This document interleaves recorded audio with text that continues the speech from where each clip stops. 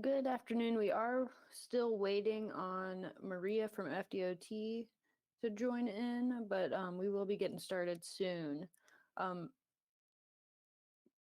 Ray, if she doesn't come in, would you mind reaching out to her? Thank you.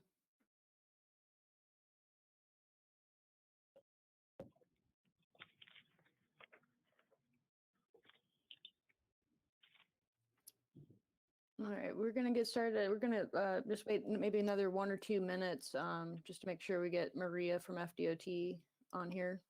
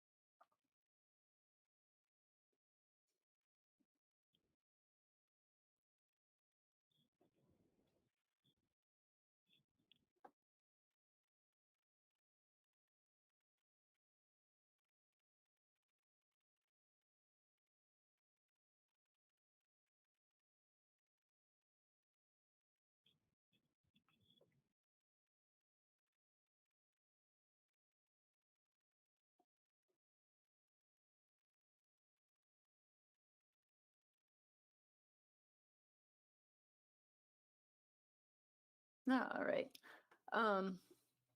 We'll go ahead and get started. My name is Jill Nobles. I'm with the Emerald Coast Regional Council, and we are staff to the Bay County TPO. In attendance from our staff, we have Austin Mount, our CEO. We've got Mary Beth Washnock, our Transportation Planning Manager. On our public involvement team, we have Ray Emery McPhee and Leandra Meredith helping run the chat. And then we've got Gary Kramer, our transportation planner on our staff. It looks like we have Cliff Johnson from Bay County, Callaway Commissioner David Riggs, Panama City Commissioner Josh Street, Maria Showalter from FDOT, and then Tara Valad. Sorry if I mispronounced it. I'm not sure.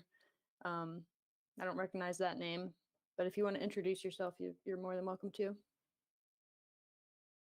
It's Tara Valade.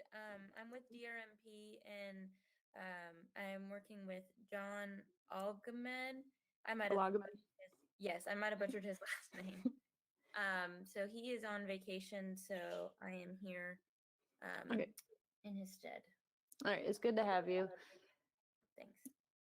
Yep, we'll go ahead and get started. This is for the Transportation Alternatives Set-Aside Program Educational Workshop. I've already handled the introductions. We will review the Transportation Alternatives, or TA, set-aside program, go into the TPO's scoring criteria for the TA program, a schedule for the application and review cycle. Maria will talk about the FDOT application, and then we will go over some frequently asked questions that have come up over the years. So the FDOT Transportation Alternatives Set-Aside is intended to fund small-scale projects, usually bicycle and pedestrian facilities. So we're talking multi-use paths, sidewalks, it could be recreational trails.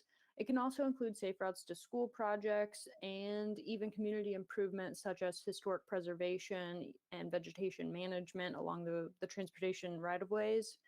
And environmental mitigation related to stormwater and habitat connectivity. So according to the federal guidelines for the TA set-aside project, there's all different types of categories of types of projects this funding can be used for. However, the TPO adopted criteria is a little more geared towards those more traditional bike ped facilities. But it does include even converting and the use of abandoned railroad corridors for non-motorized use. Also, it includes amenities such as turnouts, overlooks, kind of like scenic viewing areas, even inventory control or removal of outdoor advertising if it's needed. Other types of projects that are allowed are historic preservation and rehab of historic transportation facilities, vegetation management, even some archaeological and historical preservation type of projects, and environmental mitigation activities, as well as the more traditional safe routes to school type of projects. If you can, mute yourself. We're getting a little bit of feedback, because if we mute you, then you may not be able to unmute yourself. All right. Moving on, we are asking that we are having a limitation on how many applications each jurisdiction can submit. That is limited to 2. That is in the main reason for that is the TPO is going to provide a resolution to FDOT in February with only their top 2 projects. So there's no sense in, like the city of Callaway submitting 3. So the TPO will only be supporting the top 2.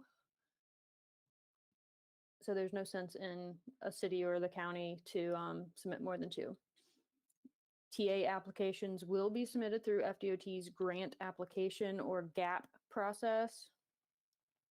And after y'all submit those applications in December, me and other ECRC staff will review those applications and your scoring. And then in January, we will hold a review workshop so everyone can see the applications that came into the TPO, any changes that the staff would like to go over in the scoring, and come to a final conclusion on those rankings at that review workshop. And then the February TPO meeting, we will ask the TPO to rank the top 2 projects. So the project scoring criteria that the TPO has developed, it must be completed and submitted along with the FDOT TA application. That means you need to score your projects. And with that scoring, you need to, supply the necessary justification, whether that's maps, data, a narrative about why you accrued those points. All of those, that extra justification, maps, data, and whatnot will need to be attached to the project scoring criteria. And on the TPO's website, and I believe Leandra's added it to the chat, we've got 2 documents if you go to our TPO page and under plans and documents, we have the project scoring criteria.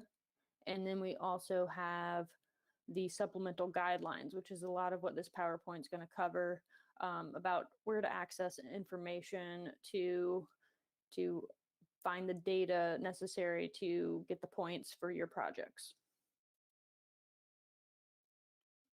So the current scoring criteria for the Bay County TPO for the TA projects, y'all have 8 criteria ranging from safety to the age of the project. Safety obviously is getting the most points at 25 and a total of 100. But we're going to go through each of these and some of the ways that you can get all of these points. So for the first criterion, safety, the crash data needs to come from the Signal 4 analytics database. If you do not have access to this, I can help you get that. It's not through us, it's University of Florida manages that Signal 4 analytics, but it is available to cities and counties to access the crash data. So in other ways of some kind of like subset categories of how to get the safety points is if it avoids moderate or high crash corridors. Again, use that Signal 4 analytics report of a roadway corridor within a quarter mile of the project. Safety issues, there's lots of different, if it's, improving a safety issue, whether that's for mobility, for disabled, elderly, or the youth population, you'll just need to, provide the name and address of the affected facility and note that on the map. If it improves access to areas within or adjacent to an area with 50% of households below the poverty rate, you'll just need to go on the census website and find that data and at the place or census block group level to show that this facility is in that region. If the design encourages traffic calming or vehicle lane narrowing, you'll just need to explain that in your project narrative, or if there's you have a site plan or conceptual rendering showing those traffic calming methods or the lane narrowing. So again, whenever you claim a point for anything, just make sure that there's justification as to why you're getting that point. That way, whenever we're reviewing it, it'll make it so much easier, because if we don't see the justification, we will remove those points. So the same thing for reduces traffic volume in the tourist or commercial areas. You'll need to identify those areas. As far as reducing human exposure, there's 2 ways to get points there, whether that's a physical separation barrier or a defined space. Again, just be sure to provide an attachment or it be included in the description of the project as to what that barrier or space is. And for vehicle traffic, we are asking for you to use the average annual daily traffic numbers for the roadway facility that the improvement is on. If you have it's a sidewalk project in a neighborhood that's on different streets, so multiple roadways are part of the project, you can pick out the highest average annual daily traffic number out of those streets. If you're claiming the AADT for a roadway within a quarter of a mile of the project, because you are saying, like, for instance, it's a parallel facility off of a major roadway trying to get people to walk on a sidewalk that's parallel to a heavier traffic road, that needs to be within a quarter of a mile of the project. And just include that's as part of your narrative of the goal of the project. All right, for the second criterion, we have connectivity. And there's 2 types that we are scoring here. It's general connectivity. Again, explain what you're connecting, if it's improving access, or better yet, connecting gaps in the bike ped network, or providing facilities as part of an existing plan for your jurisdiction. And if it's improving transit connectivity, just show the distance from the transit stop on the map, and that way you can get those points.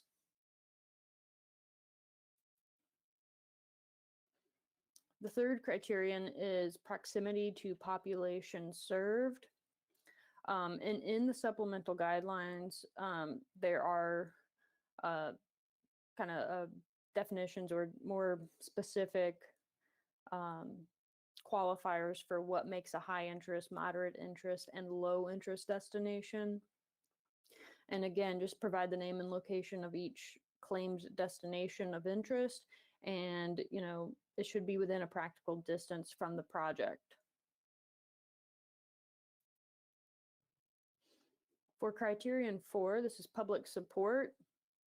We're asking for letters of support from local governments, private sources, and public sources. They have to be signed and dated within the past 3 years. So if you're resubmitting a project that you've submitted in the past, Just check those letters of support to make sure they are within 3 years.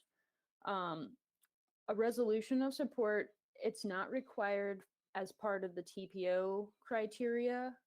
However, it is required as part of the FDOT application. So don't forget a resolution of support.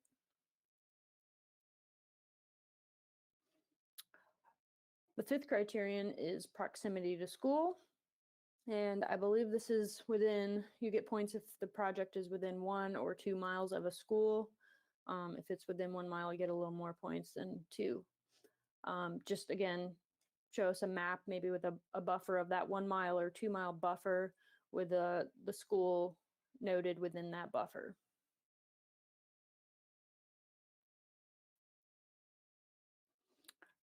For the sixth criterion, it's design amenities. So if your project addresses both walking and biking, you'll get a point as opposed to only one.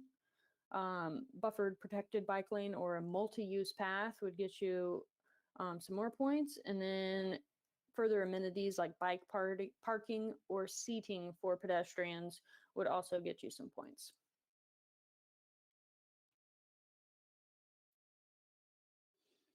The seventh criterion is environmental, archaeological, historic preservation type of projects.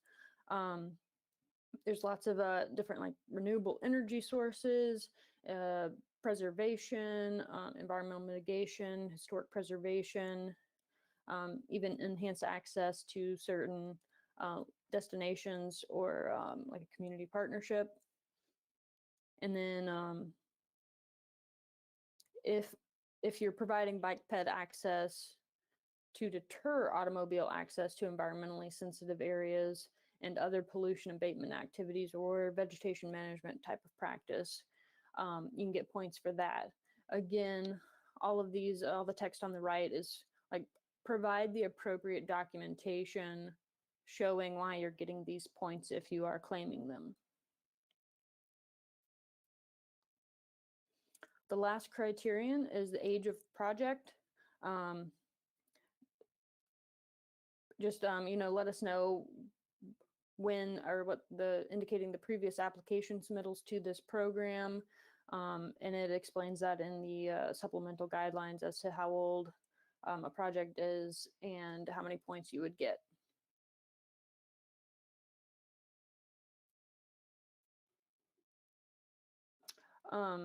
Just an overview of all the criteria. The main message is if you are claiming a point, be sure you have justification. That way, whenever we're reviewing it, we're not going to take any points away, because if you don't tell us there's a school, we're not, we're getting a lot of applications. We're not going to Google search each criteria and map it out for you. So you'll need to do the work to provide that justification, and we will just confirm those points, and it'll be an easy process. So the application package is due December 17th at the end of the day. That's a Friday, on the Florida GAP website. If you don't have access, Maria is going to go over the GAP process with us in just a bit, but you'll reach out to her if you need help with access to that. The following Monday, I'm going to pull all those applications and start confirming the points and the rankings. And in January, we're going to have an application review workshop so everyone can see everyone's application, go over any scoring changes that staff thought we needed to review, and just come to a final ranking, at least at the staff level, before bringing it to the TPO in February so they can endorse the top 2 projects. All right, are there any questions on the criteria?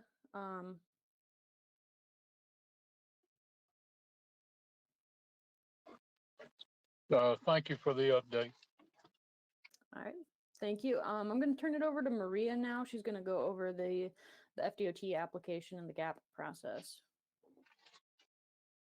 Hey, good afternoon, everyone. This is Maria Showalter with DOT. solicitation letter that you're now seeing on the screen has been sent out last week to all of our contacts that we have on our list. If you have not seen this solicitation and would like to see the information, please get up with me, send me an email, and I will make sure that you get the information for the solicitations that we sent out last week. If you'll click forward one more, Jill. And it's a 2-page document that just states the eligibility of the program and where you can find all the documents on our northwestflorida.com/planning website. The application has not changed this year. It's the same. As Jill stated, it will go through the GAP process. We weren't mandated to take it through the GAP process last year, but D3 elected to go ahead and jump into that. So most of our locals should be familiar with the GAP process, but I will go over that in just a minute. But as far as the application, like I stated, it's still the same as it has been the last 2 years.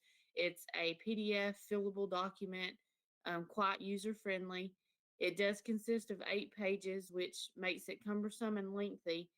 But please do understand that all of the information that we ask in the application is needed information for us to review the project in the right manner to make sure that we're funding constructible projects. Does anybody have any questions about our current application? No, thank you. Slide forward, Jill. So, like I stated, the applications will go through the grant application process or the GAP program that the DOT has initiated in the last couple of years. If you do not have a log-on at this time and will need to submit an application for your organization, please contact me as soon as possible so we can get you a log-on information. Once you get that log-on information, you'll just be able to log on. This will be the page that you go to. Click forward one. And once you log on, you will have a dashboard basically, and then you will have some tabs at the top of your page. You want to select the applications tab and click forward one. And it will bring up your grant opportunities that you have for your organization. All grant opportunities will be listed here, whether it's TRIP, TA, Safe Routes to School, SCOP, SCRAP, SIGP. As long as those solicitations are open, you should be able to see those opportunities here on this page. If for some reason you're applying for a program that you're not seeing an opportunity for, you might want to either contact me or that program manager to find out why your organization isn't showing there. But once you select, click forward one. Once you select which application you want to apply for, which is on the right-hand side, you will just click apply. And let me go back. You've got to select your organization, whether it be Bay County or whomever, and then it'll show you the opportunities that's available for your organization. Once you click apply, it'll take you directly to the application, and you will simply give it a description, and then you will have to attach any applicant documents that are required by the application. For TA, it is, like I said, quite cumbersome. Basically, what we did is took our application and all the needed attachments that we have required in the last several years and put them on separate attachments. So all of these attachments have to be attached in order for you to get the green light to submit the actual application. When I say that, on the left-hand side, you see some gray check marks at this point. They will all turn green when you attach your document. All of those have to be green in order for you to get the submittal button at the top of the page. Click forward one. So once you've attached all your documents that are required, including the proper TPO scoring criteria, which is required for your TPO area. You will then get a status of submittal, or I think it says you may submit or something like that. But you have to actually hit the submit button, and actually it'll tell you that it's been submitted. So it's a very easy process. Like I said, just to let y'all know that none of the application hasn't changed.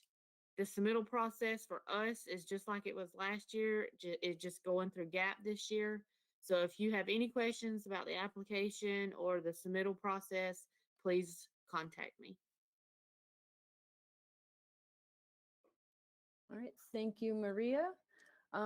Next, we're going to go over some frequently asked questions that we've received in the past. First question is, can I turn the resolution in late? We will be cognizant of, board meeting dates. Sometimes you can't change it. So we are asking for you to get on your local government's December meeting agenda. So if you're just waiting on the resolution after that December 17th guideline, we'll be happy to accommodate. But we definitely need that before January's technical workshop to review those scores. If design has already been approved, do I need to submit an application for construction? Yes. So for previous projects that may have been funded for design but haven't received any funding designation for construction, you will need to submit an application again to get the funding for construction. FDOT is trying to move forward with funding both design and construction of a project in one go. That way, will lessen your burden of resubmitting applications and getting those, letters of resolution or letters of support. Is there a limit to the request for funding? So no, there is no limit. However, FDOT District 3 receives approximately $2 million annually for the TA program, and that is a 16-county region from Escambia County all the way to Leon County. So just be aware that we are looking for good projects. We don't want just, a very small project. We want it to be worth its, weight. But, probably it's not a good idea to submit $1 million project. Just because it does need to, be spread around the region.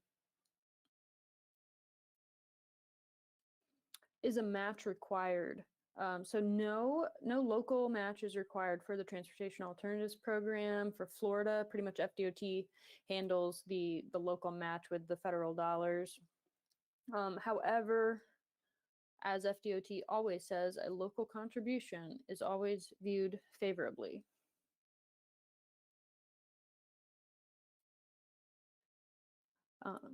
Can TA fund removal and construction of new sidewalks?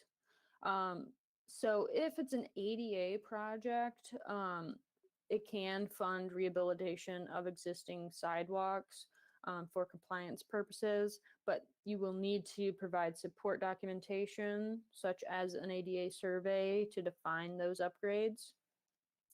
But otherwise, routine maintenance and replacement is not an eligible project for these funds. So how do I know what kind of construction elements and design criteria is allowed? So at the northwestfloridaroads.com/planning website that's typed out on the bottom of the screen, there's two great documents that they have. One is the FDOT Transportation Alternatives Set Aside Program Guidance and Procedures. And then more for the design criteria, they have the FDOT Manual of Uniform Minimum Standards for Design, Construction, and Maintenance, aka the Florida Green Book. And those are useful resources for those construction elements and design criteria. Do I need a cost estimate signed by a PE? So no, a PE signature is not required. However, a PE may be helpful in gathering all of these this information to submit the project. But be sure to detailed cost estimates are provided. There is a sample construction cost estimate sheet also at that northwestfloridaroads.com website.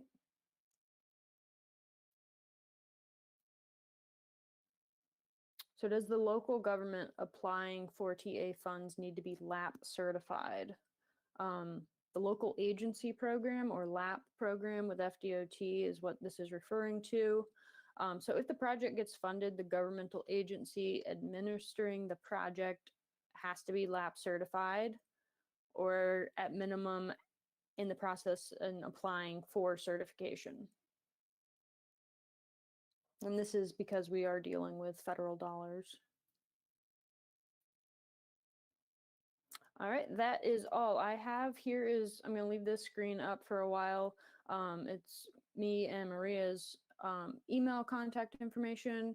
So if you do have any questions as you move forward in the application process, please reach out to us.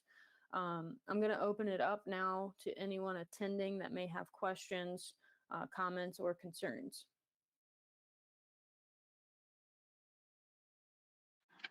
Jill and Maria, Dave Griggs, thank you for your presentation. We're in the process of looking at our two projects at the present time, and we should be certainly be on schedule.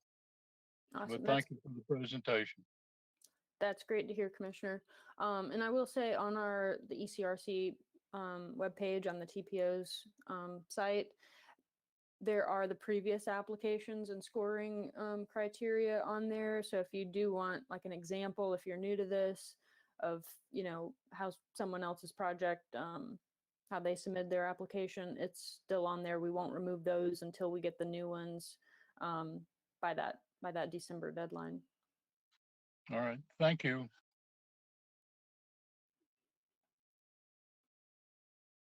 I had a question. This is Tara. Mhm. What was one of the frequently asked questions? I think I missed it. It was about the removal and construction of new sidewalks. Yeah, so pretty much, let me go back to it.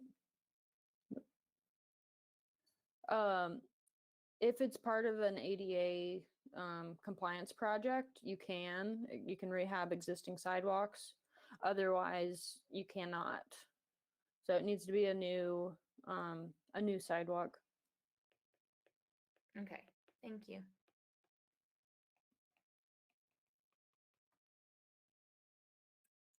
There we go.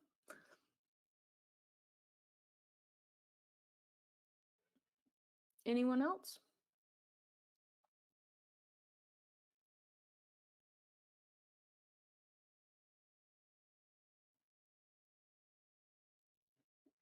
All Jill, right. Yes, sir. if we have a new project that we want to introduce, is that something that we should handle at the TPO level with you guys? Like how should we navigate that particular part of the process? It can be new through this process. Yeah, if it fits under the eligible type of project, like, what are you thinking? Actually, it would be one of the very few in the state. It would be a rails with trails connection for the the Northwest Florida Great Trails System. It's a connector it's in between two of our active projects now, but there hasn't been a connection between the two. So. No, I think that sounds like a perfect project for the TA program, right, Maria? Yeah, from just the briefly sound of it, does sound like it would be appropriate. Okay. Well, thank you. Right. Thank you. Anybody else?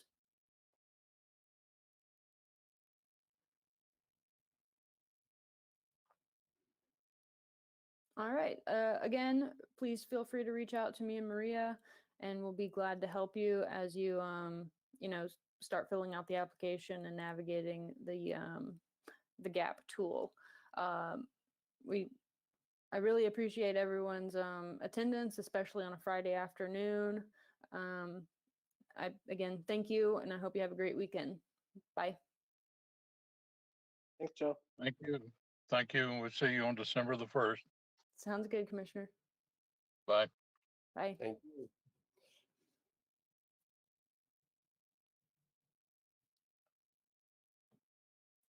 Thanks, Jill. Have a great weekend.